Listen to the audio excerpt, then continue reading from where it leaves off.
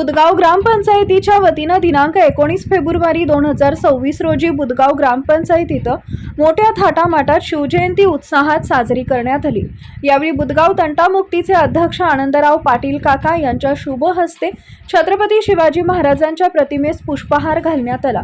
तसेच यावेळी ग्रामपंचायत परिसरात छत्रपती शिवाजी महाराजांची सिंहासनावरील मूर्ती बसवण्याचा सर्वांच्या वतीनं संकल्प करण्यात आला।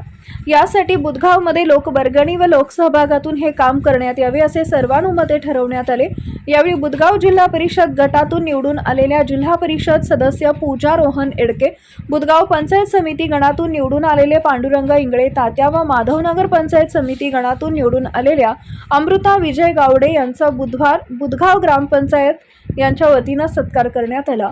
यावेळी सांगली जिल्हा शिवसेना अध्यक्ष बजरंग भाऊ पाटील, बुधगाव गावच्या लोकनियुक्त सरपंच वैशाली पाटील, उपसरपंच अविनाश शिंदे, सर्व ग्रामपंचायत सदस्य, बुधगावमधील सर्व राजकीय पक्षांचे प्रमुख पदाधिकारी, शिवप्रेमी युवक मंडळ, अंगणवाडी सेविका, ग्रामस्थ, नागरिक बांधव उपस्थित होते।